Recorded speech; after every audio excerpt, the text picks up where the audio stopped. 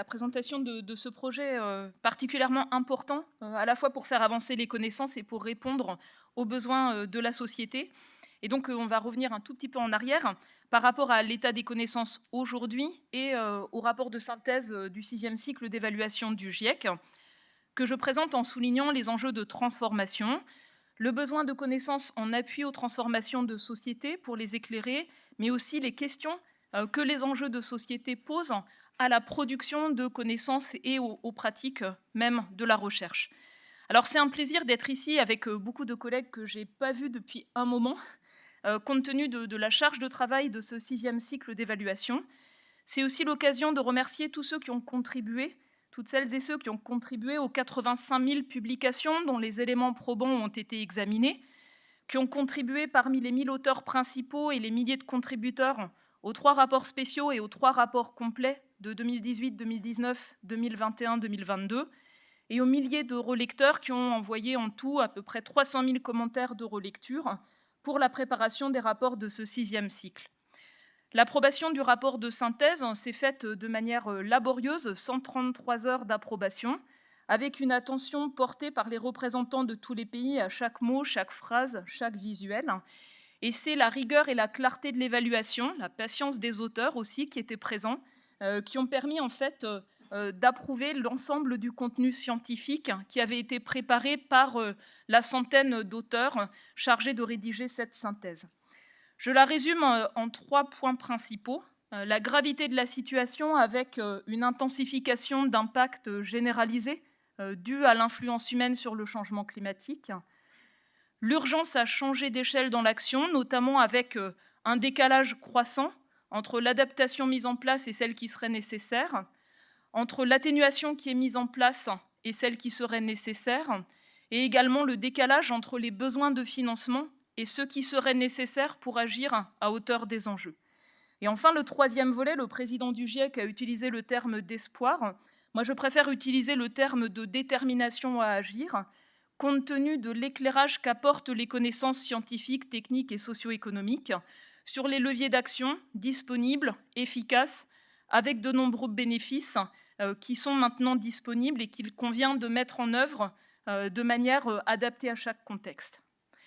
Donc ce rapport de synthèse démarre par une première partie qui est les tendances actuelles, donc où nous en sommes aujourd'hui.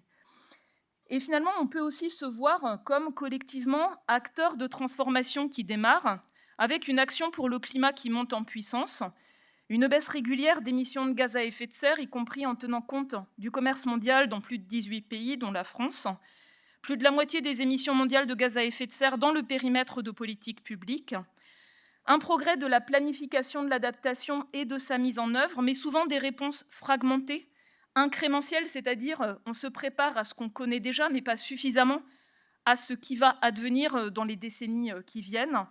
Des limites également déjà rencontrées aux capacités d'adaptation et un décalage, comme je l'indiquais, par rapport aux besoins, ainsi que des actions mises en place pour réagir dans l'urgence, mais qui se montrent être des maladaptations, c'est-à-dire avec des effets indésirables pour les écosystèmes en termes d'équité et qui posent la question d'éclairer mieux l'action en termes d'adaptation.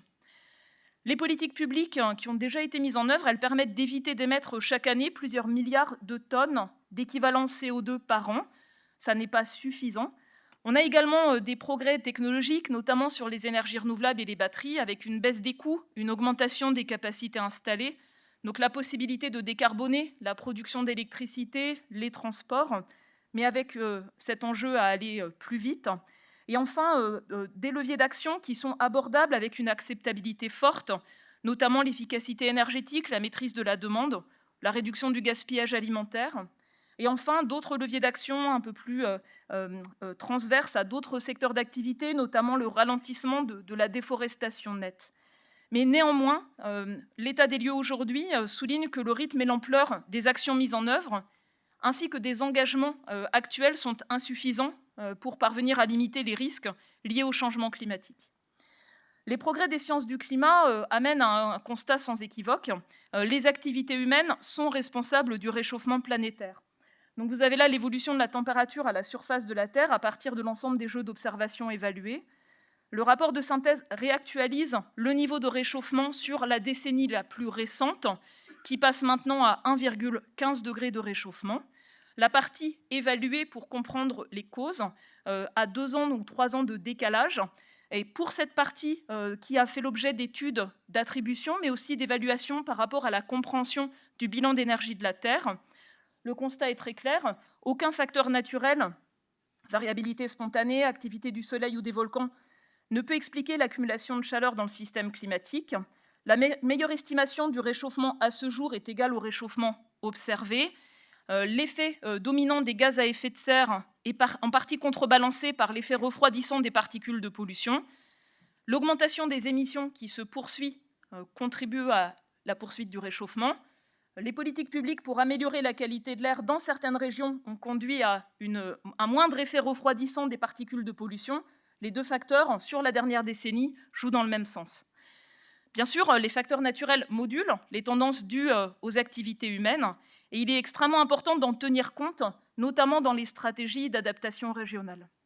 Donc la situation actuelle, c'est la conséquence de tendances non soutenables liées à l'utilisation de l'énergie, des terres, aux modes de consommation, de production, à des styles de vie, avec des contributions, des responsabilités historiques et actuelles très contrastées selon les pays du monde, mais aussi selon les individus au sein de chaque pays. Donc, les progrès de l'attribution permettent d'observer des changements, de les discerner par rapport à la variabilité naturelle, d'évaluer la contribution humaine pour chacune des composantes du système climatique. L'avancée des modèles de climat, la capacité d'évaluer leur adéquation par rapport aux questions que l'on pose sont critiques pour la solidité des études d'attribution.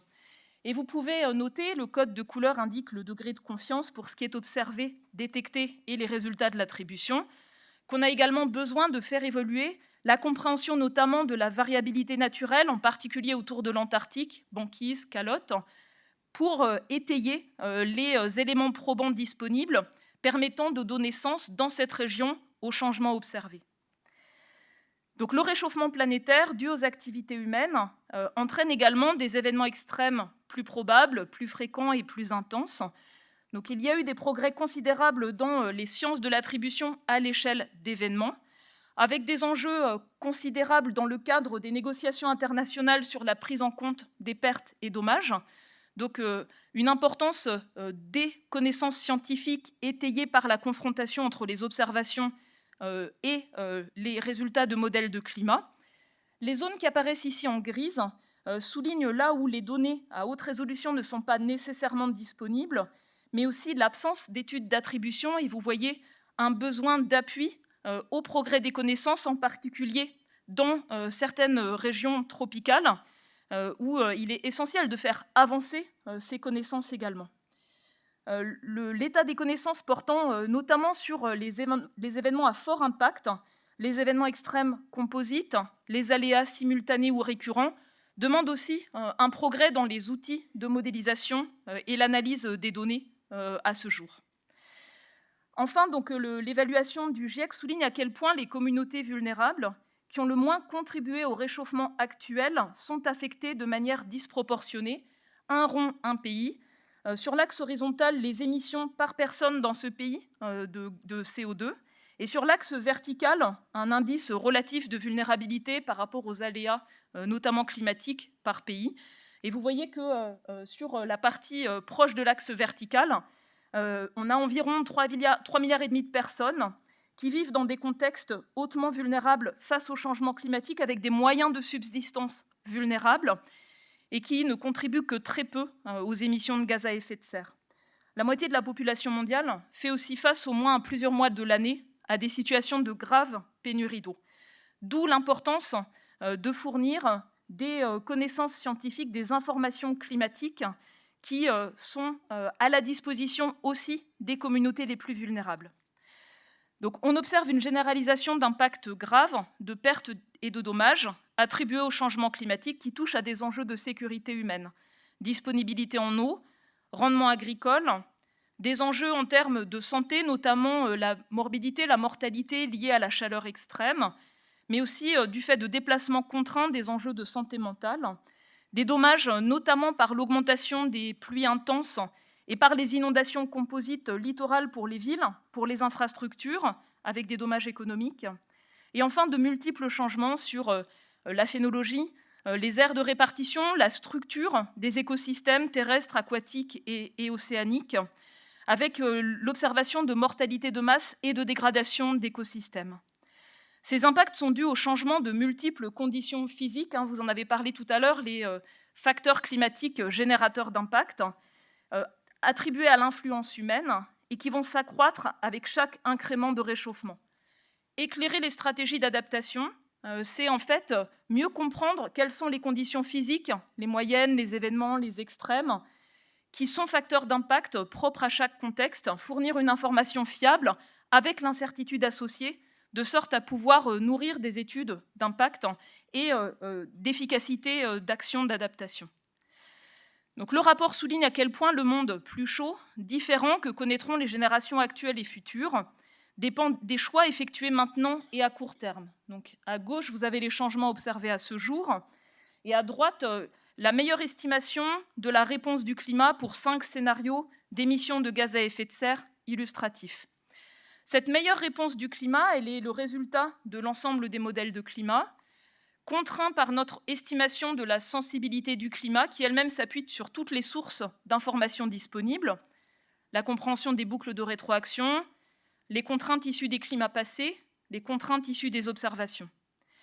Ces avancées scientifiques, notamment par la recherche fondamentale en sciences du climat, elle a permis de réduire quasiment d'un facteur 2 l'incertitude sur la réponse du climat, ce qui donne une vision plus claire des implications de différents types de trajectoires.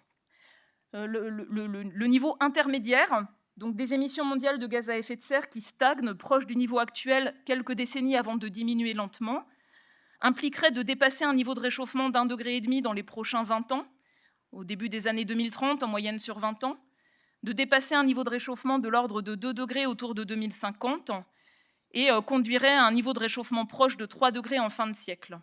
On ne peut toujours pas aujourd'hui exclure d'atteindre un niveau de réchauffement de 4 degrés, soit en cas de recours croissant aux énergies fossiles, soit moins plausible, soit en cas de réponse du climat au-delà de la plage la plus probable que l'on évalue aujourd'hui, que ce soit sur la réponse physique ou que ce soit sur les rétroactions liées au cycle du carbone, ce qui motive le progrès des modèles de climat qui intègrent l'ensemble de ces composantes. Donc si l'on évalue les futurs possibles, bien sûr, c'est un travail qui s'appuie à la fois sur la construction de scénarios, de trajectoires socio-économiques, mais aussi de l'évaluation de leurs conséquences, notamment sur le changement de température de surface planétaire. La figure de gauche, elle vous montre les 5 scénarios illustratifs qui sous-tendent la figure précédente, mais elle montre aussi la classification de milliers de trajectoires socio-économiques à l'aide d'émulateurs, donc des modèles de climat simplifiés qui peuvent être utilisés facilement et qui sont calés sur la meilleure évaluation de la réponse du climat à l'aide des modèles les plus sophistiqués. La capacité à construire ce type d'émulateur, ça peut avoir une vocation pédagogique, ça peut aussi permettre de démultiplier l'utilisation de cette capacité de projection contrainte appliquée à différents objets, et c'est l'un des aspects que le programme TRACS souhaite développer. Donc on ne voit pas ici les modulations par la variabilité naturelle. C'est extrêmement important de disposer de grands ensembles de simulations pour en tenir compte. Tenir compte également de l'occurrence d'éruptions volcaniques majeures qui, temporairement, pourront avoir un effet sur de nombreux facteurs climatiques générateurs d'impact et qui doivent être intégrés également dans l'information fournie pour préparer les stratégies de gestion de risque et d'adaptation. Et enfin, la modélisation du climat montre qu'en cas de forte baisse des émissions, des effets discernables seraient dégagés par rapport à la variabilité naturelle du climat sur une vingtaine d'années par rapport aux tendances de température globale, plus rapidement sur la composition atmosphérique, avec des bénéfices en termes de qualité de l'air. Massa a déjà montré tout à l'heure un exemple de ce graphique du rapport de synthèse qui souligne que pour chaque incrément de réchauffement supplémentaire, les changements régionaux de climat moyen, d'extrême, deviennent plus généralisés, plus prononcés. Alors, je veux simplement mentionner que, notamment sur les changements des extrêmes chauds, Les modifications locales d'utilisation des terres les affectent, l'urbanisation, les changements de couvert végétal, d'où l'importance de mieux intégrer ces aspects-là dans une modélisation du climat à échelle fine pour mieux construire une information robuste à l'échelle régionale. Les deux figures du bas illustrent l'intensification du cycle de l'eau et de sa variabilité, illustrée par les changements d'humidité en moyenne annuelle des sols ou du changement des jours de précipitations les plus humides chaque année. L'incertitude est plus importante sur les changements du cycle de l'eau. C'est là où l'amélioration de la représentation des nuages, de la convection, le gain d'échelle dans les modèles de climat peut permettre d'affiner les résultats et de fournir une information robuste avec l'incertitude associée, extrêmement importante en appui à la prise de décision. Donc pour chaque incrément de réchauffement supplémentaire, un certain nombre de risques pour la santé humaine augmentent, mais vont dépendre des actions d'adaptation. Sont illustrés ici le nombre de jours par an où les conditions de température et d'humidité peuvent exposer les personnes à un risque mortel compte tenu des limites physiologiques humaines, notamment pour une activité physique en extérieur. Donc raffiner la production de connaissances scientifiques en appui à des politiques de planification de santé publique, c'est quelque chose qui est indispensable, notamment parce qu'on voit que la morbidité ou la mortalité liée à la chaleur, pas uniquement les limites physiologiques humaines, mais ce qui affecte les personnes vulnérables, ne dépend pas que du niveau de réchauffement planétaire, mais aussi de la planification de l'adaptation des systèmes de santé. Moi, je dis souvent qu'une politique résolue d'action pour le climat est aussi une politique de santé publique, même si ça n'est pas encore complètement décliné, complètement approprié, y compris par le ministère de la Santé. Pour chaque incrément de réchauffement supplémentaire, les évaluations quantitatives d'impact soulignent que les impacts sur les écosystèmes vont s'aggraver. Ici, c'est une analyse notamment des conditions dangereuses de température moyenne ou extrême pour une trentaine de milliers d'espèces animales et d'herbiers marins. On voit ici que la prise en compte des caractéristiques climatiques qui affectent les écosystèmes reste limitée. On a des enjeux à aussi fournir une information climatique sur les facteurs générateurs d'impact plus complète pour mieux évaluer les risques pour les écosystèmes et la biodiversité et en appui aux actions de conservation, de protection et de restauration des écosystèmes. Donc, dans le rapport de synthèse, vous trouverez un certain nombre de représentations de risques en supposant qu'il n'y a pas de progrès d'adaptation, ici représentés pour les écosystèmes terrestres, avec des risques qui augmentent en fonction du niveau de réchauffement planétaire.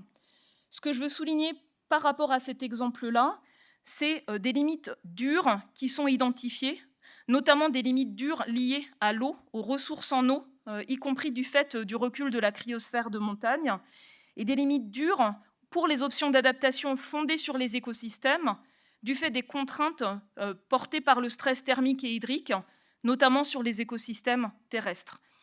Et à mon sens, le progrès des sciences du climat, il doit aussi mieux éclairer ces limites dures qui peuvent motiver, pour limiter les risques, à changer d'échelle, y compris sur la baisse des émissions de gaz à effet de serre, en analysant à la fois la capacité d'adaptation, mais aussi les limites dures à l'adaptation qui vont se présenter dans toutes les régions du monde.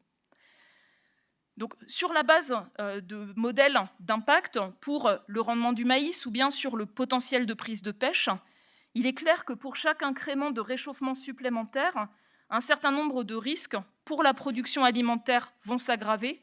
Et ça n'est peut-être pas très visible, mais les hachures sur ces cartes illustrent les zones de désaccord entre modèles, où l'on voit le besoin de faire avancer ces connaissances, de sorte à fournir des informations plus fines, en appui aux stratégies d'adaptation pour l'évolution du système alimentaire, de la production alimentaire, avec des enjeux majeurs, bien sûr, pour la sécurité alimentaire. Alors, les risques en termes d'insécurité alimentaire ne dépendent pas que du niveau de réchauffement planétaire, mais aussi de nos choix socio-économiques, de l'évolution démographique, de la répartition des revenus et des inégalités, de l'évolution des systèmes de production résilients à faibles émissions, de la gestion de l'utilisation des terres, notamment des terres agricoles, et du renforcement des capacités d'adaptation pour lesquelles la co-construction d'une information scientifique en appui aux communautés agricoles est bien sûr fondamentale. Les choix que l'on fait maintenant auront des effets à très long terme, Et la montée du niveau de la mer, elle se poursuivra à l'échelle de siècles et de millénaires, du fait du temps de réponse des glaciers, de l'océan profond, du Groenland et de l'Antarctique.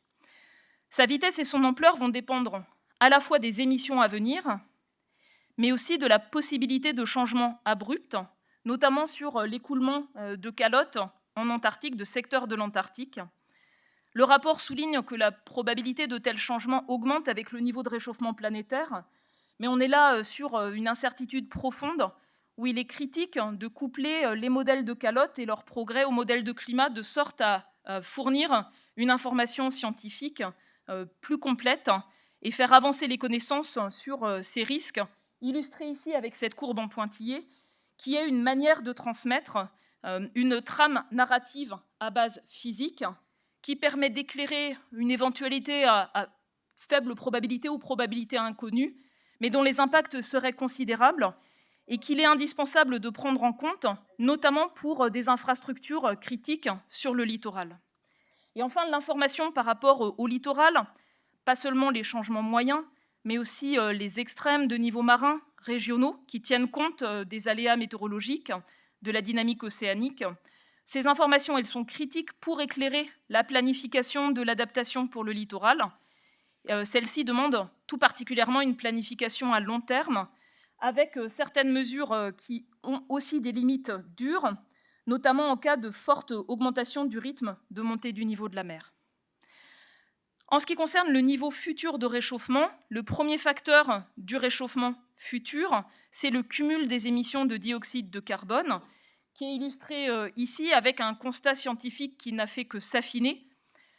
Il n'est représenté qu'à horizon 2050 parce qu'au-delà de 2050, soit parce qu'on aura atteint des niveaux de changement climatique régionaux qui vont affecter l'efficacité des puits de carbone, leur réponse naturelle pour l'océan, la végétation et les sols, soit parce qu'on aura engagé une action résolue pour réduire massivement les émissions de gaz à effet de serre et voire atteindre des émissions nettes négatives, les effets du climat ou de l'évolution des émissions sur la réponse naturelle des puits de carbone est une source plus grande d'incertitude au-delà de 2050. On avait souligné en 2018, dans le rapport spécial du GIEC sur 1,5 degré, à quel point limiter le réchauffement à 1,5 degré serait un défi sans précédent. 5 ans après, le défi est encore plus considérable.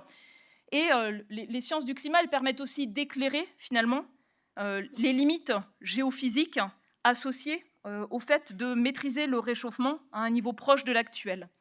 En vert, vous avez la marge de manœuvre qui nous reste, environ 500 milliards de tonnes de CO2 si l'on voulait limiter le réchauffement à 1,5 degré avec une chance sur 2 d'y parvenir. Et vous voyez que si les émissions sont maintenues au niveau de 2019 jusqu'en 2030, ce budget serait dépassé. De même que si les infrastructures fossiles sont utilisées sur la durée de vie initialement prévue, sans abattement supplémentaire, ce budget serait également épuisé. Donc cela montre les verrouillages qui existent par rapport aux infrastructures qui sont mises en place et la manière dont aussi les sciences du climat peuvent apporter une lecture claire par rapport à l'action qui est actuellement mise en place. Donc limiter le réchauffement largement sous 2 degrés, le plus proche possible d'1,5 degré, ça demande des réductions immédiates, rapides, profondes des émissions de gaz à effet de serre. Sur la courbe du haut, vous avez les émissions exprimées en CO2 équivalent. La courbe noire, ce sont les évolutions récentes. Les barres verticales, les estimations pour 2015 et 2019, donc avec la poursuite d'une hausse de ces émissions. La barre verte, elle montre les engagements des différents pays, leurs contributions déterminées nationalement dans le cadre de l'accord de Paris sur le climat. Et vous voyez l'inadéquation entre ces engagements, leur mise en œuvre, les politiques publiques mises en place. Et vous voyez également le décalage entre ces engagements et les trajectoires de baisse fortes et très fortes nécessaires si l'on voulait limiter le réchauffement largement sous 2 degrés et proche d'1,5 degré. Du fait du décalage entre l'action mise en œuvre et des engagements et l'aspiration à limiter le réchauffement à 1,5 degré, la question d'un retour à ce niveau-là après un dépassement temporaire se pose, ce qui pose la question aussi de la capacité à atteindre et maintenir des émissions nettes négatives de CO2, ce qui demande, je pense aussi, à la communauté scientifique d'éclairer d'autres débats sur d'autres types de réponses, y compris par la modification délibérée du bilan d'énergie de la Terre. Donc les rapports du GIEC abordent ces enjeux et notamment pour le déploiement de méthodes d'élimination, soulignent les questions de faisabilité, de coût, de soutenabilité et de risque. Donc dernier volet, comment accélérer l'action? Le constat scientifique est très clair et de nombreuses options d'action sont faisables, efficaces, abordables, disponibles maintenant. Elles peuvent permettre de réduire les émissions et s'adapter à un climat qui change. À l'angle de transition de grands systèmes, bien sûr système énergétique, gestion des terres, de l'eau, système alimentaire. Et vous voyez le petit encadré en orange présente en fait une évaluation de la faisabilité potentielle dans le climat d'aujourd'hui et jusqu'à un monde environ 1,5 degré plus chaud, sachant que dans le cadre d'un réchauffement plus important, on va franchir des limites multiples, et notamment des limites dures, sur un certain nombre de leviers d'adaptation, y compris sur ceux qui portent sur la gestion de l'eau. Donc les systèmes abordés suivants sont les systèmes urbains, et d'ailleurs pour le prochain cycle du GIEC, le prochain rapport spécial portera sur les villes et le changement climatique. On souligne également les enjeux du renforcement des systèmes de santé et de l'intégration de l'adaptation dans les systèmes de santé.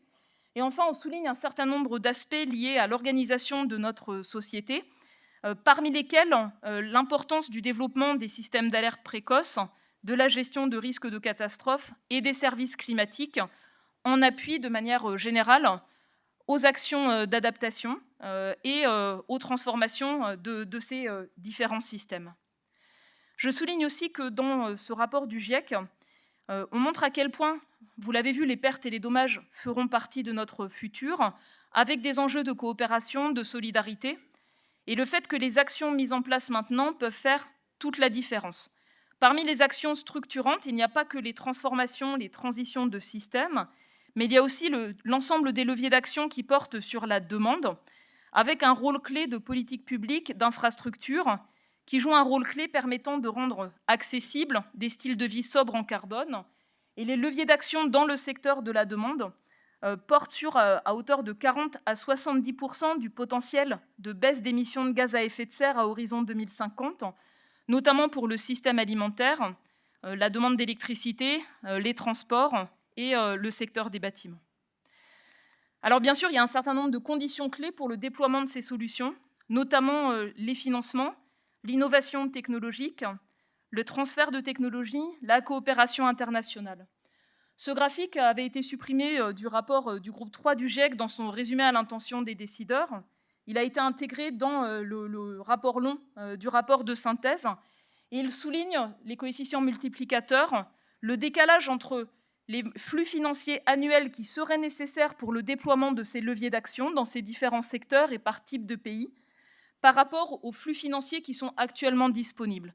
Donc un décalage qui va d'un facteur 3 à un facteur 6, et vous le voyez qui est particulièrement marqué, notamment dans le secteur de la gestion des terres, avec un décalage d'un facteur 10 à 30 entre les investissements qui seraient nécessaires et ceux qui sont actuellement disponibles.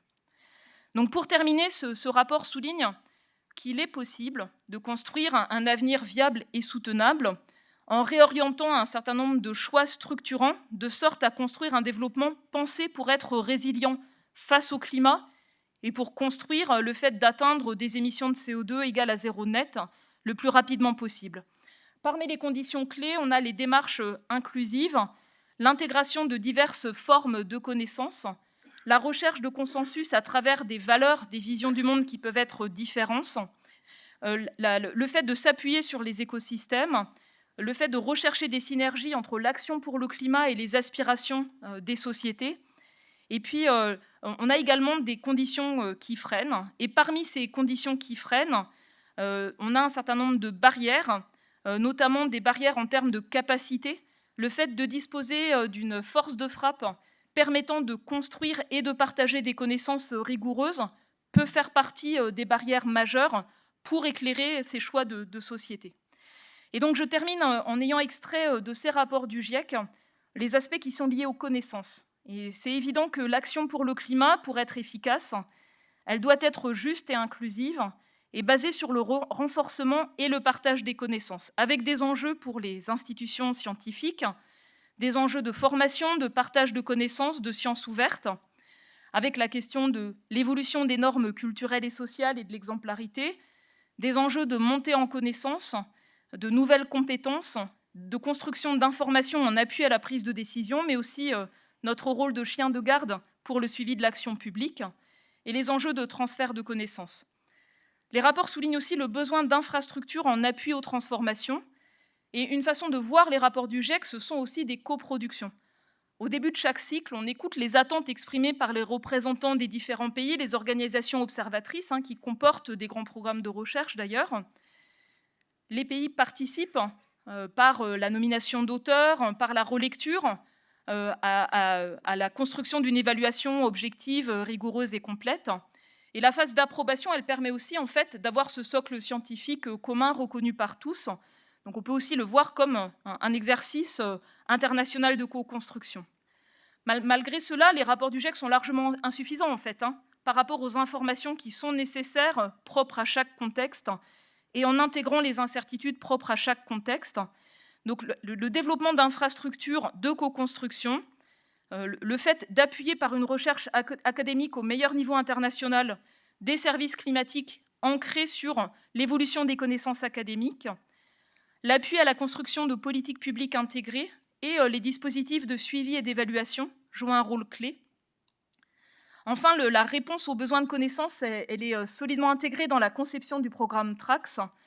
L'intégration de multiples sources et formes de connaissances, les connaissances des acteurs de terrain, ceux qui sont vraiment les mains dedans, c'est un point essentiel. J'ai essayé de faire en sorte que notamment le rapport du groupe 1 du GIEC soit plus facilement lisible par des gens qui ont une formation d'ingénieurs, qui travaillent souvent dans les entreprises, en appui aux collectivités, des fiches de synthèse de 2 pages par secteur, par région, un rapport qui a été co-construit avec l'Organisation internationale des actuaires, faire en sorte que ces connaissances scientifiques puissent être intégrées par ceux qui apportent leur éclairage sur l'évaluation de risques. Cela fait partie de ce qui était faisable dans le cadre du GIEC, mais on voit qu'il y a un besoin énorme en fait de cette co-construction de connaissances, d'implication des citoyens, du secteur privé, y compris pour la recherche, et enfin d'appui également aux pays en développement qui ont besoin de faire évoluer leurs compétences, leur contribution aussi à l'avancée des sciences du climat. C'est un point qui ressort très nettement par rapport aux limites de l'inclusivité que l'on peut mettre en place dans la construction des rapports du GIEC. Donc je termine en soulignant bien sûr les enjeux de transformation, de nous voir nous-mêmes comme des acteurs de ces transformations, dans le contexte où les choix qu'on va mettre en place ou pas au cours de la décennie qui vient et des décennies suivantes auront des répercussions rapides, mais aussi pendant des centaines et des milliers d'années. Et notre responsabilité dans la communauté scientifique, je pense qu'elle est particulièrement lourde. Merci.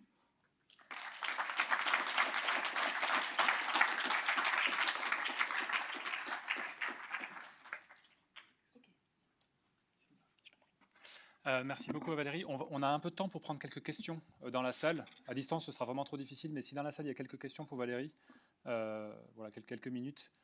Oui, ici au premier rang. Oui, j'étais interpellé, merci pour votre présentation, j'étais interpellé par la dia qui montre, enfin la slide qui montre les différences de modélisation entre et dans certaines zones géographiques qui étaient avec la partie assurée qui était extrêmement importante. Et j'étais surpris de voir la Méditerranée dans les zones géographiques ciblées. Est-ce que vous auriez une explication derrière cela ?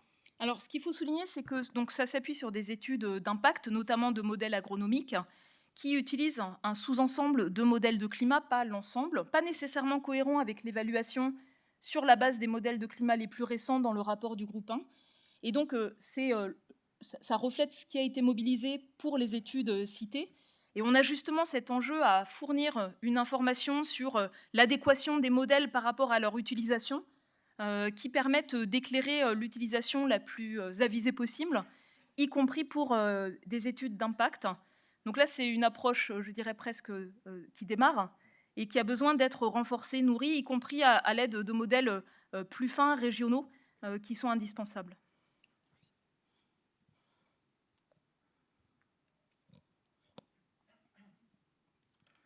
Merci pour cet excellent talk, Valérie. Est-ce qu'il y a des pays ou des blocs de pays qui font des avancées vraiment remarquables pour s'approcher des des targets pour s'approcher des targets que vous mettez dans le GIEC? Est-ce que vous avez repéré des pays qui unilatéralement ou des blocs de pays qui s'approchent beaucoup plus que d'autres de ce qu'il faudra faire?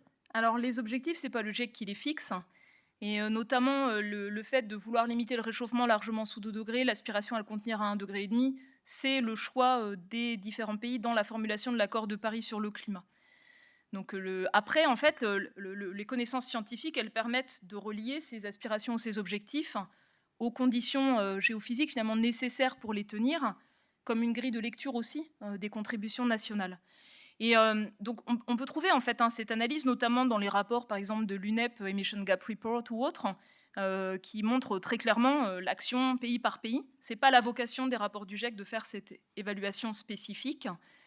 Et enfin, ce que je voulais mentionner, c'est le fait que nos rapports du GIEC ne sont pas toujours reflétés dans même les résultats des décisions des différents pays dans le cadre de la Convention 4 des Nations Unies sur le changement climatique. Et je vais l'illustrer. Donc, le rapport sur 1,5 degré, il avait souligné comme une condition clé pour limiter le réchauffement d'atteindre des émissions mondiales de CO2 à net zéro autour de 2050. Bon, ça c'est confirmé. Et il avait aussi souligné les aspects de budget carbone résiduel et de rythme de baisse à horizon 2030, permettant de tenir ces trajectoires de long terme. Ça avait été écarté de la COP 24 à Katowice en Pologne de toute décision. Ça n'était revenu qu'au moment de la COP 26, quand le gouvernement britannique s'était un peu plus appuyé sur l'état des lieux scientifique, mais sans intégrer le diagnostic de budget carbone résiduel. Donc on voit aussi que même si parfois on est sollicité directement par la Convention des Nations Unies sur le changement climatique, c'était le cas du rapport sur 1,5 degré, le constat scientifique peine encore à être complètement intégré comme outil aiguillon et rappel à la réalité des faits dans ce cadre-là. Bonjour et merci vraiment beaucoup pour cet exposé et pour tous vos travaux. En sens inverse, pour compléter la question, ou plutôt explorer plus la question à laquelle vous venez de répondre, en sens inverse, comment vous vous intégrez en termes de prospective, de probabilité, les tendances qu'on peut voir sur la façon dont les Chinois mènent leur politique aujourd'hui, parce qu'il y a une tension entre le social, la nécessité de développement économique, etc. Pareil pour les Américains, il y a des approches très différentes des ensembles géopolitiques de l'un à l'autre. Comment vous les intégrez dans votre réflexion? Parce qu'en termes de probabilité, quand même, c'est plutôt majeur, quand même, possible. Donc là, ça pose plus la question de la lecture qu'on peut avoir par rapport aux trajectoires ou aux scénarios socio-économiques, leur plausibilité, les implications de chocs, de tensions, pandémie, relance, invasion de l'Ukraine et les implications, ou repli nationaliste par exemple. Et donc ça fait partie des choses qui seront discutées le mois prochain. Le GIEC fait dans le cadre de la fin de ce cycle un atelier de travail sur les scénarios. Et je pense que la question de la lecture des scénarios, de leur plausibilité, c'est un point important avec la difficulté d'arriver à dégager ce qui est un épiphénomène par rapport à des tendances lourdes, avec parfois des choses qui peuvent être contre-intuitives. Par exemple, le fait à court terme d'essayer d'investir massivement pour s'assurer un approvisionnement en gaz, et puis en même temps de monter en puissance plus vite sur des renouvelables, donc où la lecture immédiate n'est pas toujours évidente. Et d'ailleurs, dans le diagramme sur lequel on soulignait schématiquement des trajectoires qui permettent vraiment d'être résilientes en intégrant un certain nombre d'aspects, dedans, en fait, les auteurs de ce visuel ont intégré des chocs, en fait, et les chocs, en fait, pouvant soit verrouiller des vulnérabilités, des expositions, des infrastructures émettrices, soit au contraire accélérer des transformations par c'est peut-être un peu étrange de le dire, mais parfois par l'opportunité de crise qui amène à penser les choses autrement. Et avec la question de fond qui est le fait d'être capable de tenir des trajectoires de long terme pour l'adaptation, pour l'atténuation, malgré ces chocs et ces crises. Oui. Alors, merci pour l'exposé qui est très clair. J'avais une question par rapport à la co-construction. Donc, le projet TRACS a une ambition de développer ce processus pour que ce soit intégré dans le futur, dans l'AR7. Je suppose qu'il faut publier dans les revues spécialisées.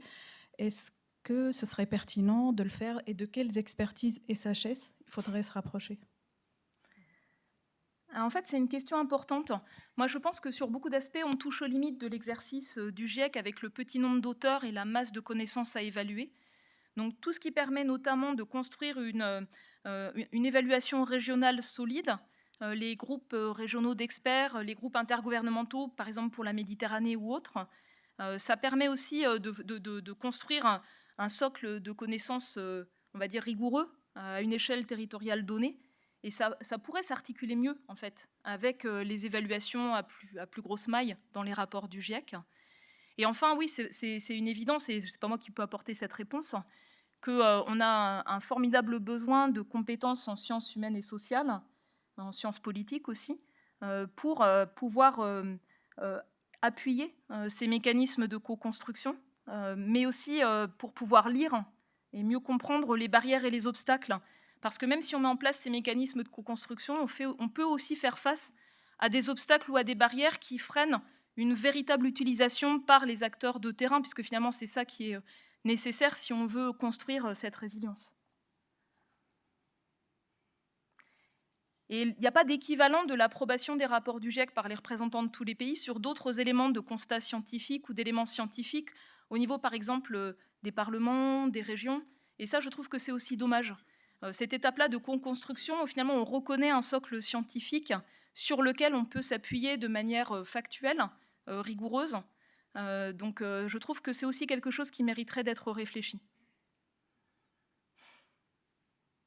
Merci beaucoup Valérie. Je crois qu'on a quelques questions à distance que la régie va nous retransmettre.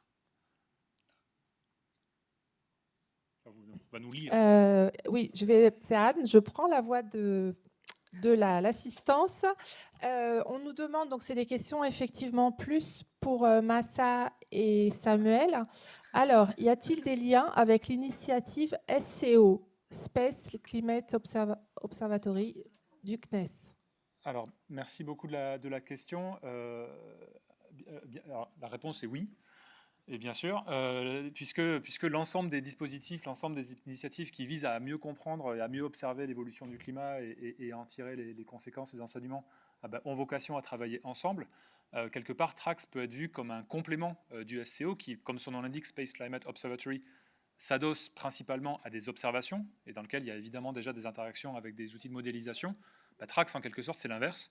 C'est-à-dire que le focus, comme ça a été expliqué ce matin, c'est axé sur la modélisation du climat et la chaîne qui se construit avec elle et qui débouche sur des mesures d'impact et des services, a évidemment vocation à utiliser, à tirer parti des observations, qu'elles soient in situ par satellite et par différentes méthodes, y compris sur les climats passés. Donc aujourd'hui, il n'y a pas de lien formel entre le SCO et TRACS, mais il y a déjà beaucoup de collègues qui sont impliqués dans TRACS, qui sont impliqués dans le SCO et réciproquement. Et donc il nous appartient, comme pour les autres PEPR, comme pour les autres liens dont j'ai parlé tout à l'heure, de construire ces interactions. On a à la fois une urgence à agir, comme ça a été rappelé, et on a à la fois, dans le cadre de ce programme, quelques années devant nous pour mettre en place ces interactions les plus fructueuses possibles.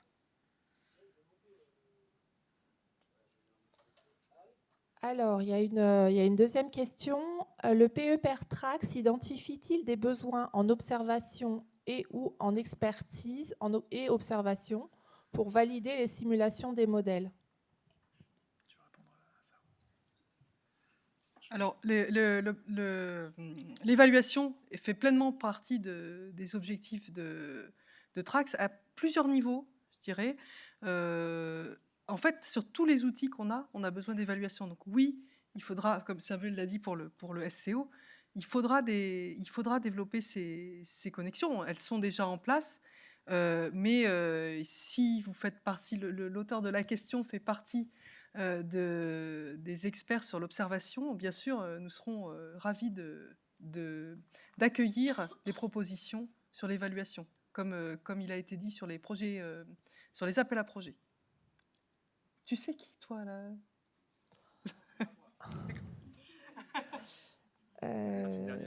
Alors, il y en avait une autre. Peut-être une dernière question. Ouais. Comment voyez-vous la connexion avec les autres PEPR, tests copartagés, sites pilotes communs, workshops communs? C'est le coordinateur d'IRIMA qui demande ça. Eh bien, c'est ce qu'on a mentionné. En fait, on a invité aujourd'hui au lancement un certain nombre de PEPR avec qui on a identifié d'ores et déjà qu'on aurait des choses à faire ensemble.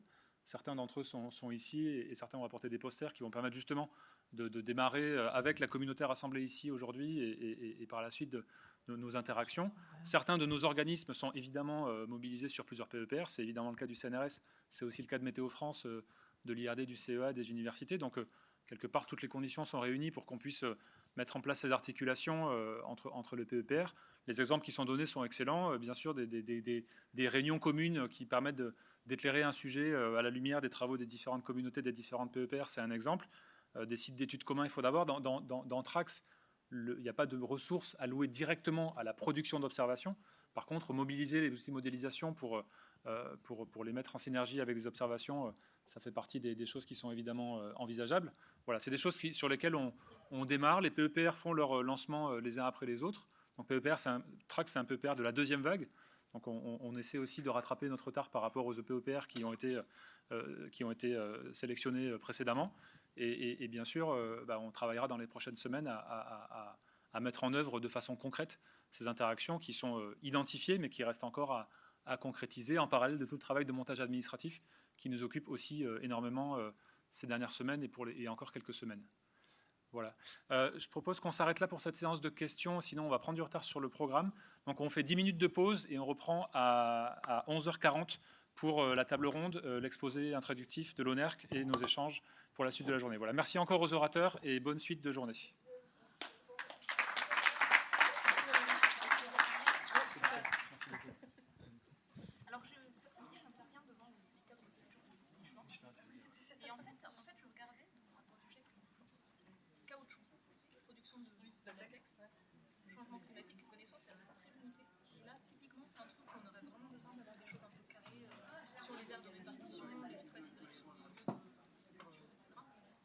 C'est entre la forêt et la ville. C'est principalement en zone tropicale. Zone tropicale et avec l'idée qu'en fait, il y a un seuil aujourd'hui à 28 degrés. Donc ils ont tendance à monter en altitude. Ça a été fait en Chine, dans le Yunnan, et du coup à bouffer les parcs naturels. Oui, ça les dérange pas plus que ça. C'est compliqué parce que du coup, tu peux bouffer les parcs naturels si tu essaies de conserver ton activité. Le lien préservation de Voilà. l'environnement, économie. Là, je pense qu'il y aurait des choses intéressantes à construire. Voilà. Tout à fait. Non, mais t'as bien sûr.